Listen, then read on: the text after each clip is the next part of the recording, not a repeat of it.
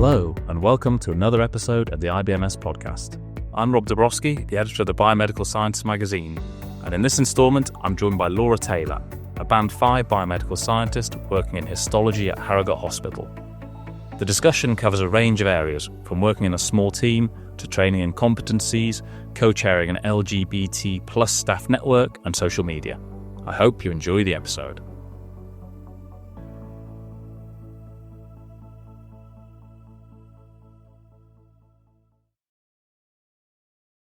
Hello, today I'm joined by Laura Taylor. Laura, thank you so much for giving up your time today. And if you want to just tell us a little bit about yourself and your background, then that would be fantastic. Well, thank you very much for having me. My name's Laura. I'm a biomedical scientist working in histology at Harrogate District Hospital. I've been doing this job for about a year and a half now. I previously worked as an MLA in the same hospital before getting my trainee role in December 2022. And I joined working in the NHS in 2020 after my undergrad degree and then doing my master's and worked as a technician. So lots and lots of little jobs to get to where I am today. Can you talk us through that kind of route that you took into the profession? Because everyone has different routes, some quite convoluted, some kind of quite straightforward. What was your route like, Laura? So it was a bit all over the place, to be honest. I try really hard to make this little graph of it when I do presentations, but there was no room anymore because there were so many diversions and things moving off in different directions. I really loved science when I was a kid. But when you love science as a kid and want to help people, the only sort of route you get told about is, well, go to medical school and become a doctor. And so that's what I wanted to do. It gets to my A-levels, didn't get the results I needed, so I ended up applying to biomed through clearing. Thankfully, the course that I got onto was IBMS accredited, but it wasn't something I knew about until I was about 2 years into my degree. I didn't do a placement or anything, but just absolutely fell in love with the course. I loved being in labs and things like that. I just thought it was amazing, and it was something that sort of really highlighted the things that I enjoyed when I was a kid, and I was like, oh, there's other options out here. I then thought I wanted to do the academic path, so I did a master's, I applied to PhDs, but wasn't successful in getting those, and that's something I'm really, really grateful for now, which I think people think, well, of course you're going to be grateful you didn't get them, how do you know? But from just experience of what my friends have done and what I'm doing now, I'm so grateful. So I then became a technician intern at the same university, and then COVID happened, and so I got put on furlough, and because I was an intern, I was sort of panicking, because I was like, is my job that safe? I'm only here for a year anyway. What do I do? So I was like, what can I actually do with my degree? Oh, I could be a biomedical scientist. Let's have a look at how to do that. And so I applied to trainee roles and I applied to MLA roles. And this was from about the February onwards time in 2020. And thankfully got a role to start just as my technician role finished. So I started working at the hospital in September 2020. And then it was just a couple of years as an MLA, and I just waited until a trainee role came available and then sort of applied for the first one that came up. Brilliant. And you're at Harrogate Hospital. Were you studying around there anyway? Is that kind of the area you're in? Did you have to travel far for the job? Or? So I actually was in Lincoln. So I spent 5 years at Lincoln doing my undergrad and things like that, and my master's and the technician role. So I was there all in the same place. But I was just applying to everywhere. I'd had a couple of job rejections from other different areas. So I was just panicking a little bit with what my job was going to be. So I sat down with my partner. I was like, what cities would be like to live near? And then literally just wrote them all down and was like, these are the areas that are either the jobs in those areas or commutable to those areas. And one of those was Leeds. So that's why I went for Harrogate. But yeah, it's worked out really well. I love working there because it's a bit smaller. So it's really, really good. I get a lot of variety in my job. Nice. And you mentioned the fact that your degree was accredited, which you didn't know when you started. I mean, I think it's something quite a few people joining the profession don't necessarily know about accredited degrees. What about the people on your course? Did many people know it was accredited and that's why they'd done it? Or what was the general consensus there, Laura? I don't think a lot of people did, to be honest. So in all of our lectures, a lot of them were combined, biology and veterinary science and things like that were all combined. So there was only about 80 people, I think, on the course. And I don't think anyone did a placement year in biomed, as a trainee biomedical scientist. I think there was 2 people that did stuff in industry. And so it wasn't something that anybody knew about. I think at the end of one of our practical sessions, one of the benches was filled with the little notes for the e-student membership and pens and things like that. But no one really knew, to be honest. yeah, I think it was definitely something that, well, obviously it's benefited me now. And I think a few people from my course have gone on to work as biomedical scientists, but I don't think we really knew about it before then. But I could be wrong. That's like 8 people I'm speaking for, but the general consensus is the people that I was friends with, no one really knew about it. All right. Well, a lucky coincidence that it did end up being credited. That's very good. Tell us a bit about the hospital. You're in histology at Harrogate, which you mentioned is quite a small hospital. What's the lab like? What's the team like? Is it a big setup? Is it a small setup? Oh, it is so small. We've got 2 rooms. So you're either in the cut-up bench, so we've got one cut-up bench and a back-up bench, and then we've got the microtomy side, which is we've got 3 microtomes. So one side cuts all the things that have been dissected in the day, and the other side cuts all the smalls that have been loaded in the day. So we'll do like about 1.5 baskets of smalls a day, and maybe like a basket of routine stuff, maybe a basket of long process. So it is really, really small. It's one of those places where like everything that comes in to be dissected will be dissected on that day. Like nothing gets left over for the day after. And we tend to get all of our microtomy done in the morning. Because we need that time in the afternoon to do things like we've got non-guided cytology, helping out with special stains, loading smalls, doing the QC, things like that. So it's very small, but we've also got like a relatively small team. I think we've got about like, I want to say 14 lab staff in total, something like that. So quite small, but it's just getting busier and busier with immunos. We've like got 2 immuno machines on the go. So it does sound really small. I didn't realise how sort of unusual that is in comparison to other hospitals where if you're doing microtomy, you're cutting all day. Whereas for us, if we're in microtomy, we might not even be doing it all week because someone else might be off one day. We've got to like chop and change a lot. But that's what I really like about it, because we have sort of got that drive to make sure that everything's done and we've got 0 backlog. And just making sure that like we're around to help everyone else do what they do, which I think is just like such a benefit of working in a small lab that's like quite close knit. So does it mean you have a more varied work day, do you think, typically? Absolutely. Like, you could be doing one thing in the morning and then something completely different the following morning. So we might not get the like vast variety of samples that you get at other hospitals, but we do get lots of different things. And say, for example, like I'm a band 5, but if we had a week where we only had 1 MLA in, or, no MLAs in for whatever reason because of sickness or whatever, doesn't mean that we won't jump on and help with scribing and things like that for the BMS doing dissection. Like we move around the lab really well and just like notice where areas are lacking and then we'll pick that up. And yeah, it definitely gives you variety. Like I'm never bored, which is really good.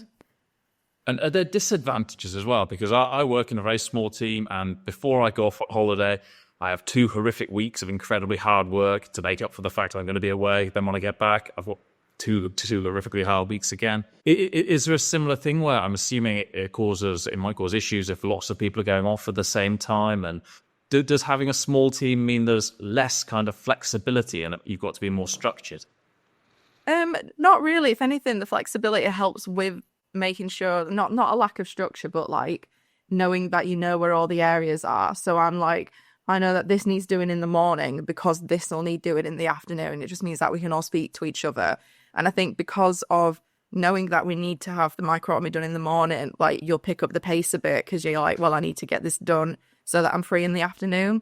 And it just means that people like help a lot more and things like that. And we do things as well. Like one thing we're really keen on is the fact that we don't do single cell working, just because we find that slowed things down massively. So we've been dual cell for however long we've been a lab for. So that really massively helps with you've got one person cutting and one person picking up.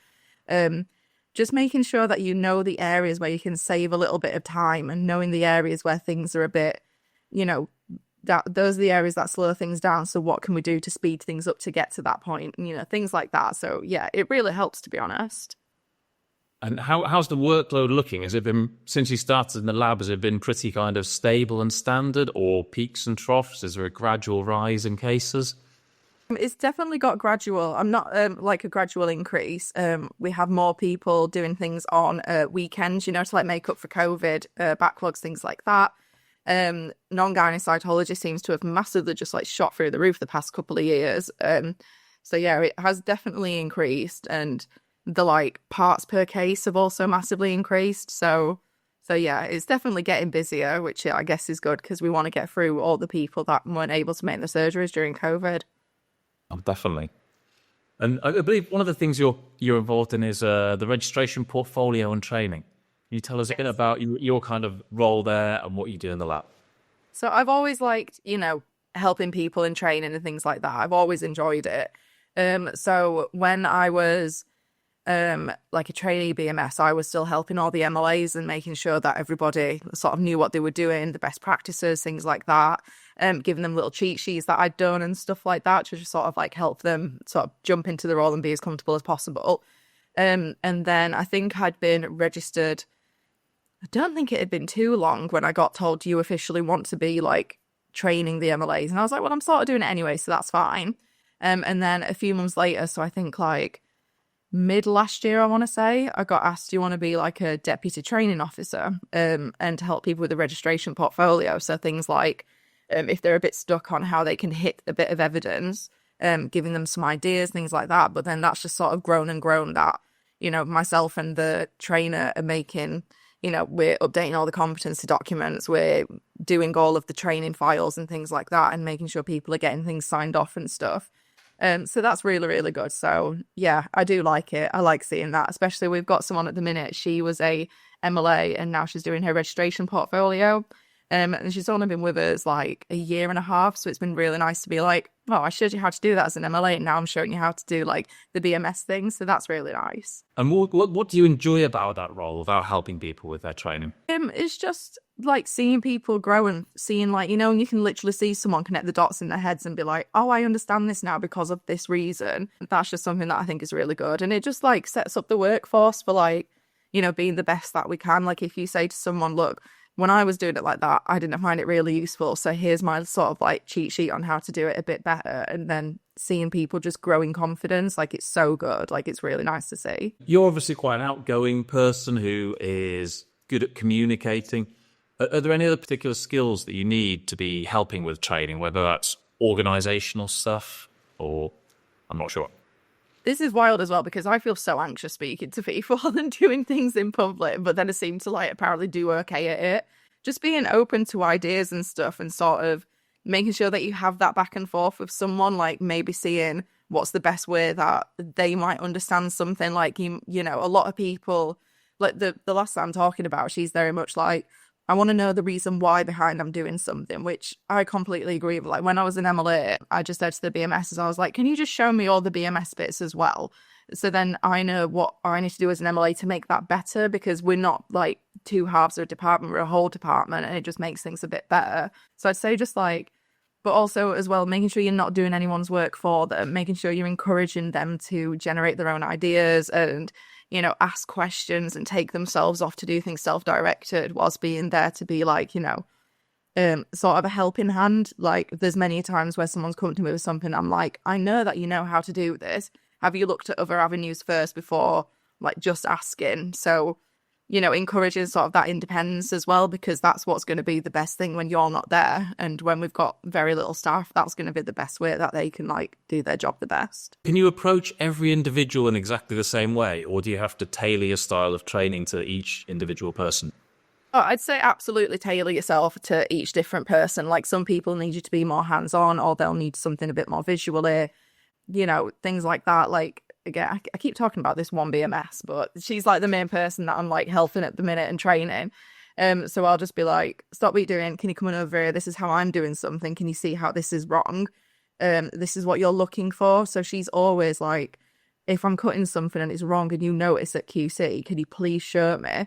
And then I'm like, yep, that's absolutely fine. And I'll just say to her, look, this is what's happening. This is the reason why. And this is sort of what you can do to change it. But that'll very much depend on like everybody really. Some people like things straight down the line, needs a bit more facts, whereas other people like knowing the reason why behind it. One of the other responsibilities or roles you've got is you're co-chair of the Trust LGBT plus staff network. How would that come about and what does that involve, Laura? So that just came about because so I'm bisexual, and when I was at uni I was part of like the Pride Society, and it's just sort of something that I continue going. I'm sure when I started, you got this like welcome pack when you start the trust, and it's like, here are all of the different staff networks that we have. So at Harrogate, there's a good few, to be honest, and it's grown and grown. So we've got like the menopause network, the LGBT plus staff network. We've got like the Reach network. We've got like neurodiverse network, loads of different ones. And they were just like, if you want to do any of them, people, they meet in different ways. Like, for example, we meet once every 2 months on Teams and then have like a newsletter in between. So I just started using that as like I joined that as a member of staff. So I started that pretty much as soon as I, became part of the trust. So I just attended meetings like when I could, like it was normally on my lunch and things like that. And I just started like making resources for awareness days because we wanted to sort of have a bit of an awareness around the trust. So for example, for Pride, I'd make a bunch of posters on like famous LGBT plus people, or, for different awareness weeks, I'd make like little profiles. Because I was doing that anyway for like my social media. I used to do like Lesbian Visibility Week, and I'd be like, here are like 10 famous lesbian scientists that everyone should be aware of, or here are 10 transgender scientists that people should know of, and non-binary scientists for like Trans Awareness Week and things like that. And so I was like, I'm just going to keep doing this. So I started doing it for a while. And then after a couple of years, the staff, like the chair was leaving, and they were just saying like, we'd really like you to be the network chair. And I was like, I don't think I'm able to because of the role I have. I don't often know when I'm able to go on lunch. I don't actually have the time like to come out of the lab to do it because you're meant to have so many hours a month. So I was like, I don't really think I can do it. And then another person joined the trust and he was like, I don't want to be full chair. Can we just both be co-chairs? And you do as much as you can. If you're having like a slower week at work, or you do get a bit of time and you want to do some emails or, things like that, then please do that. But there's no pressure at all. So we started doing that. We organised all the meetings when I was on my lunch. And now, like, I've sort of worked it out with my line manager that I get like 2 hours a month to attend meetings. So yeah, it's really good. Again, I keep doing all the posters and things like that, making connections with other trusts. So like Leeds especially. And we do a lot because Harrogate's footprint's like massive. We include like Wakefield and areas like that. So we have talks. I managed to get, is it Dr. Michael Brady? He's one of the big people in like LGBT plus in the NHS. Got him to do a talk for History Month last year, which was really nice. So yeah, so a lot of different things that we try and do. And then I create this newsletter every 2 months as well. So yeah, it's been good. It sounds like there's been a fair bit of kind of flexibility from the trust and the people involved in the network as well. Absolutely, yeah. Like, the people in the network are lovely and they understand that I'm not always got the time needed. So yeah, sometimes it was doing things after work and making sure that, just trying my best really. So yeah, it's been good. And did you find, one thing that's always, it's maybe a bit of a cliche now, but people say about biomedical scientists is, they're always kind of, the lab's always tucked away at the kind of furthest point of the hospital behind the closed door, and no one knows about the work going on in the lab. Did the people who you're working in the LGBT plus staff network with, did they know about biomedical science already, and were they kind of pretty clear about the role you play in kind of care pathways? I don't think they did, but that's something again that I'm really like passionate about doing. So for Biomedical Science Day, I typically put a little stand on. So, again, it would just be getting a display board outside of the staff canteen and like making posters and things like that. And then I started up like social media channels for the pathology department as a whole. But then, they're aware of it because they speak to me, but we're trying to make us more obvious, especially because where we're based at Harrogate, histopathology it's away from the rest of pathology. So it's not like all in the same area with like the floor below it. So for biomedical science this year, actually, my area manager was really keen to get some lab tours going. So like we went and did like a load of lab tours in histology, and we got people from all areas coming and visiting it.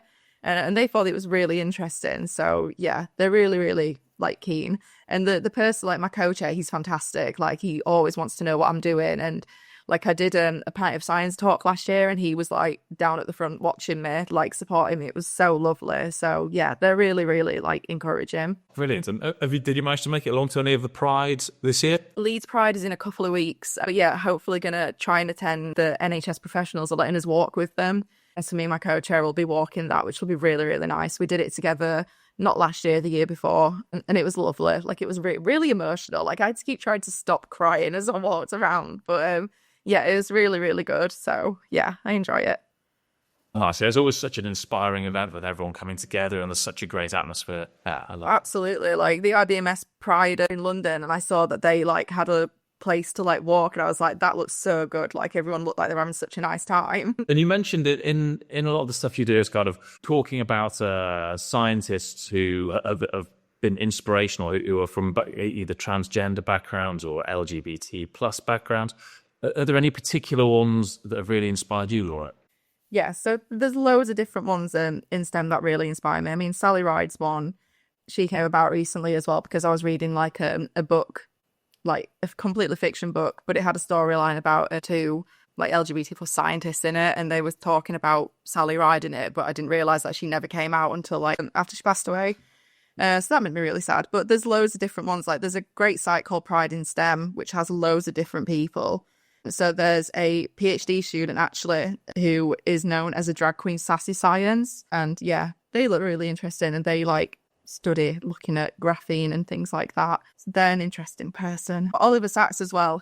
I've read loads of his books. Again, like you don't realise, and I'm like, I've got loads of his books on the shelf. So he was like a neurologist and like a writer and did loads of things like that. And he wrote loads and loads of books, so he's really good. And then in modern times, there's a person called Izzy. They used to work at Leeds. I think they might have moved, but they were like campaigning in Parliament and things like that, as well as being like a researcher at Leeds. So they were fantastic. But yeah, just loads of people around me as well. Like there seems to be like more and more people all of the time. Like there was also a site called like 500 Queer Scientists, and you could like submit your little like bio, and they'd be like, this is, for example, Laura, and she's this, that, and other. And that just seems to have like surpassed 500 now. There's loads of different people being added all the time. So lots and lots of different people. So what positive action can we have, Laura, to kind of move towards equity? I think it all starts with education, really. Like people need to be made aware, and also not just putting that on LGBT plus people, finding out yourself sort of what you can do. So Pride has always been a protest, so making sure that you're writing to your MPs and you're sort of making statements, signing petitions, and sort of making a noise about things, and also just gaining that education and that awareness. Like there's so many resources online about ways you can support and different causes to back, and I just think that there's always something that someone could do, and it can be something tiny, like we now have our pronouns on our staff badges, or it could be including your pronouns in your email signature, or introducing yourself in meetings and being like, my name's Laura, my pronouns are she, her, things like that. And just to like normalize something, I think especially at the minute with like transgender and non-binary people, there's so much education that you can do to say how you can support people and just sort of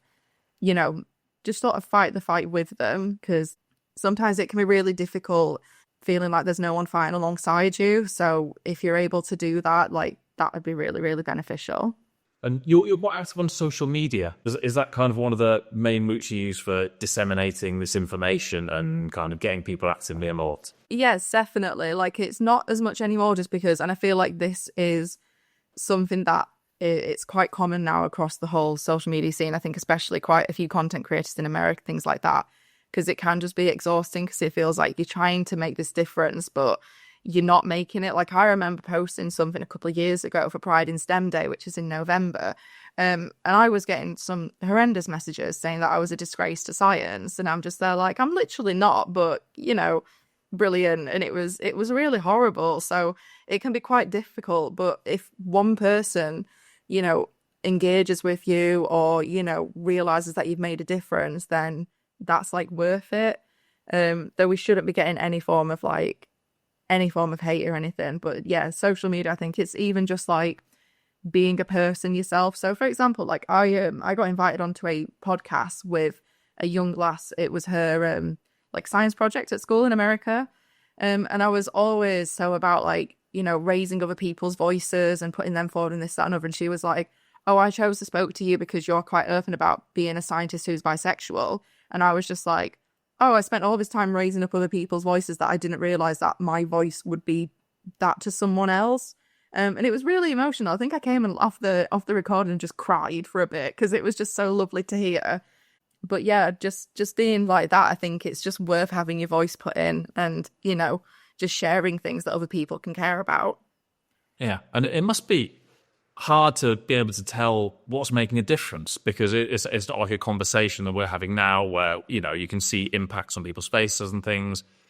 Can you tell the impact you're having when you kind of write something and then press post? Unfortunately, absolutely not, because most of the people who find it useful might not say, but the people who hate it will definitely tell you, and they'll end up finding you no matter how much you've done a clear out of, people who follow you and stuff. But yeah, you can definitely see it at times. Like, I have had some really nice messages from people being like, this has really helped me, or, someone will say like, because of this post that you did on like interview techniques, for example, I've got this job in this area, things like that. Again, speaking about the last workers trainee biomedical scientist, when she started working with me, she told me, she was like, just let you know, we've had a conversation before. And I was like, what do you mean? I've never met you. And she was like, no, I messaged you on Instagram about like 8 months ago when I was looking for jobs and you were really helpful. And I was like, oh my goodness, like this is like wild that you're now working. And she was like, yeah, I didn't want to tell you because I thought it might weird you out. But I was like, no, that's mad, because that's firmly a physical representation, if you get me. Like, that's the first time that someone's been in public and been like, just like,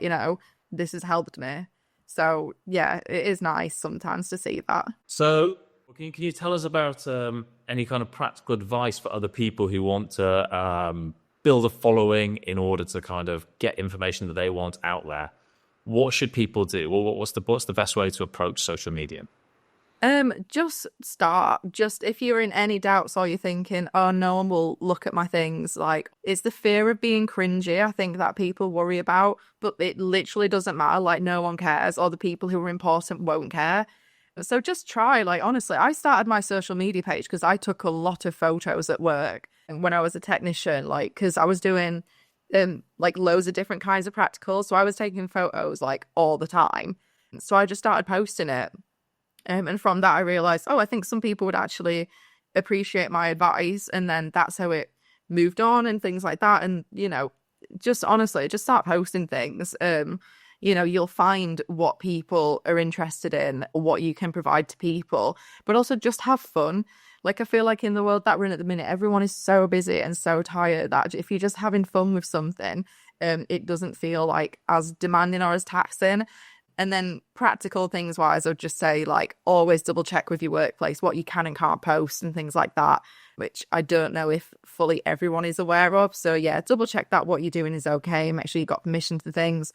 And then yeah, just have some fun with it, and just make sure that I try and keep my personal social media so separate from my professional social media, and to the point where I've got like separate accounts on everything, because you don't, like, sometimes you can just get sucked in with like looking at views and likes and things like that. But just have fun and post something. Like, I could tell you, there's some people who are like, you need a strategy and you need to do this at this, that, and other times and things like that. There has been some things that have taken me 5 minutes to make, and they have got way more interaction and engagement than something that I spent ages like editing together and doing a voiceover and things like that. So, just keep going. If it's something that you really enjoy, just have a go at it. Why not? And which different platforms are you on? So I'm on Instagram mainly, and then I did get TikTok. So the reason why I got TikTok and I never had a personal one, was because someone was telling me that the audience age is different. So more mature people or people at university and beyond will be on Instagram, but people doing like their GCSEs and A-levels will be on TikTok. And I was like, okay, those are the people that I sort of want to help the most, because that was when I was most scared of the direction I was going in. It was when I was doing my A-levels and GCSEs. So I was like, if I can be a voice for one person who's like, I'm about to sit my GCSEs, I've got not a clue what I'm doing, or I've been rejected from something and I've gone through clear, and I can be like, hello, I also did that and it worked out absolutely fine.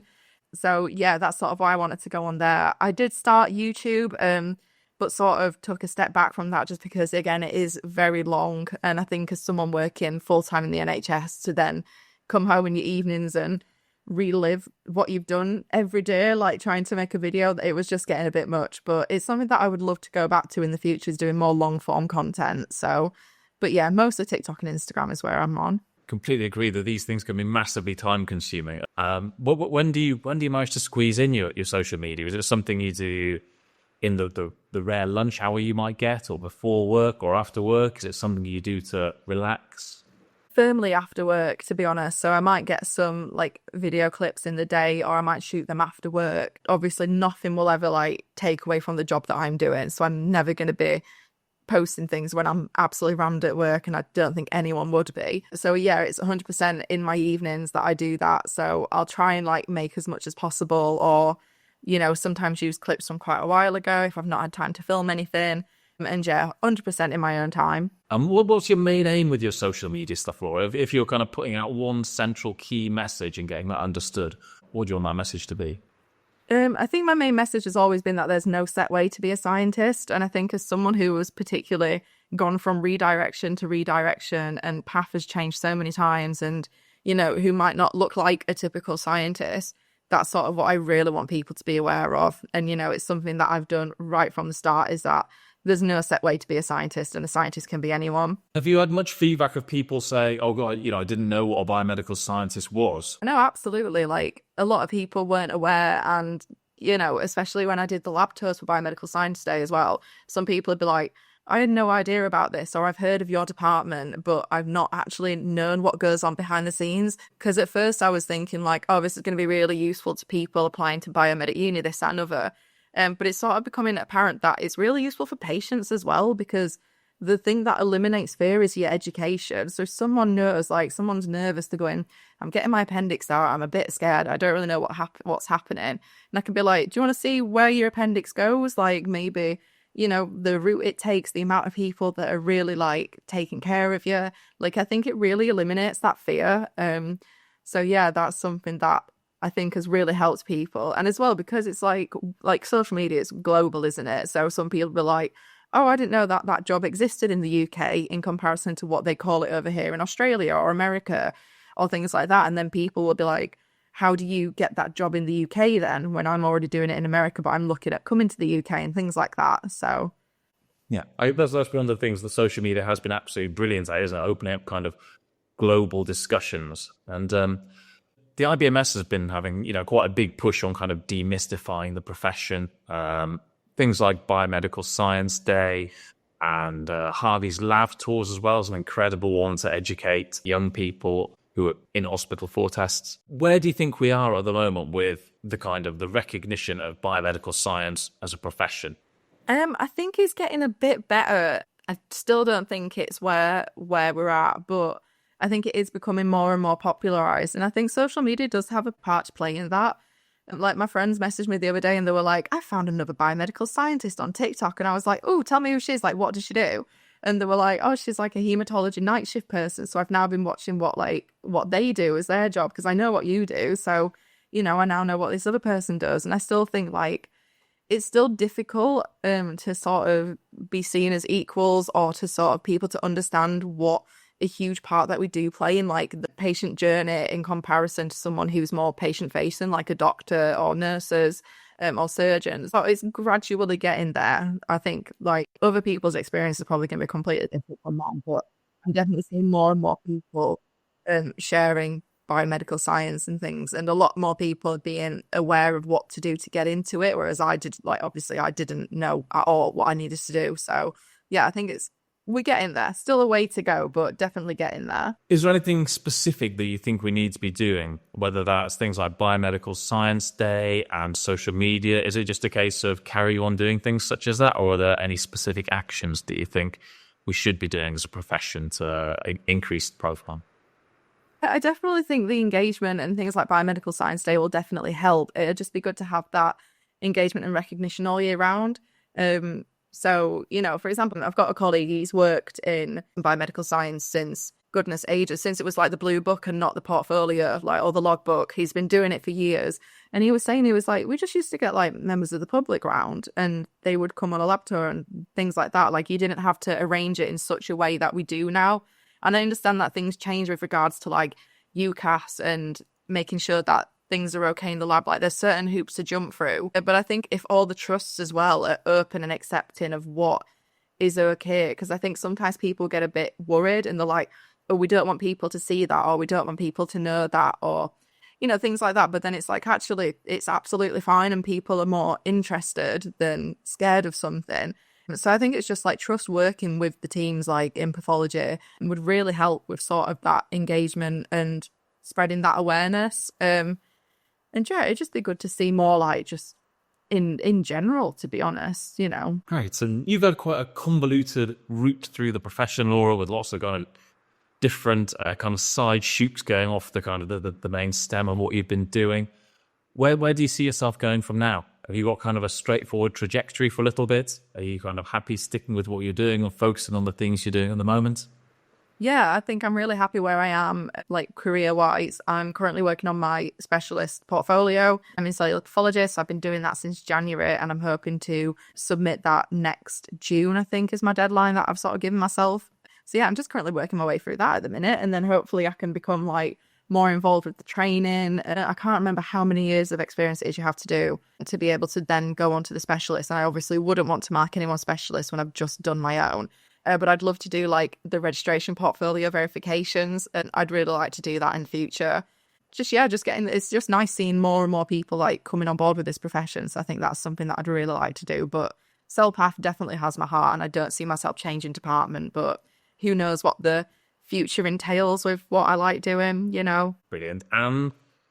If people are listening today and they think, you know, sounds like she's doing some great social media stuff, I'd like to go and check it out. Where can people find you on social media, Laura? Yeah, so I am on TikTok and Instagram at Techingonscience. Teching spelled like technician. So that's where people can find me. And if anybody has any questions, I'm really happy to people to ask me. Or I've got like FAQs on my page and things like that. So yeah, I'm really happy for people to just have an ask and see what they want to find out. Brilliant. Thanks so much, Laura. And yeah, anyone who's listening, do take her up on that offer. If this interview has inspired any questions or you want anything you want to say to Laura, then jump online, get on social media and let her know. Laura, thank you so much for your time today. It's incredibly appreciated. Thanks to Laura for taking part in this episode, and thank you so much for listening. I hope you enjoyed the podcast, and remember that this episode can be used as reflective learning for your CPD. Please do keep an eye on the IBMS social media feeds and the website for future episodes. Thanks again for listening.